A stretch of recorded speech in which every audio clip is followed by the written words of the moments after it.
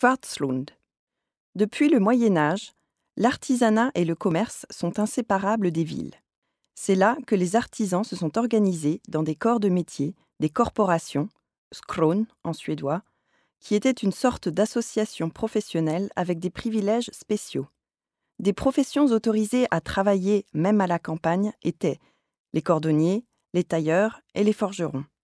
On les appelait les artisans de Socken, et ils étaient seulement autorisés à travailler exclusivement dans leur propre Socken, qui est une vieille définition d'un domaine administratif prédécesseur des communes d'aujourd'hui. En 1846, les skron ont été supprimés par le règlement de la liberté d'entreprise et de ce fait, toutes les catégories d'artisans ont été autorisées à travailler à la campagne. Le Socken est le prédécesseur des communes d'aujourd'hui et ils étaient gérés par une assemblée. C'était cette assemblée qui donnait les autorisations de travailler comme artisans de Socken et elle déterminait également le prix des marchandises. Le cordonnier et le tailleur allaient à pied entre les fermes et fabriquaient des chaussures et des vêtements pour les paysans dans leur propre maison. Les paysans fournissaient les textiles, les peaux et le cuir. Au cours de leur travail, l'hébergement et le couvert étaient offerts aux artisans. Les visites des artisans étaient soigneusement préparées dans les fermes et il était très important de faire une bonne impression. On leur servait des repas un peu au-dessus de l'ordinaire, étant donné que les cordonniers et les tailleurs avaient une réputation de bons mangeurs et on ne voulait pas risquer de se tailler une réputation d'avares. Les forgerons, par contre, travaillaient dans leurs propres ateliers et fournissaient eux-mêmes leurs matériaux.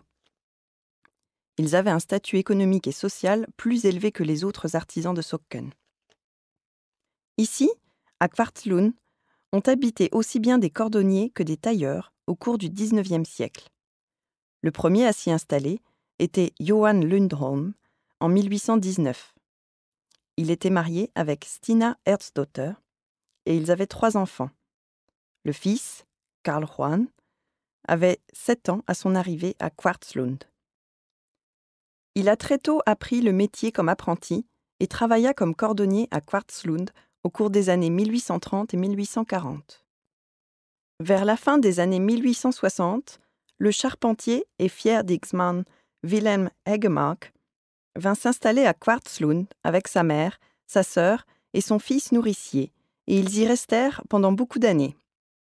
Le fier d'Ixmann est un titre ancien, exerçait une mission locale de confiance comprenant entre autres des tâches policières, de recouvrement et de supervision de l'état des routes.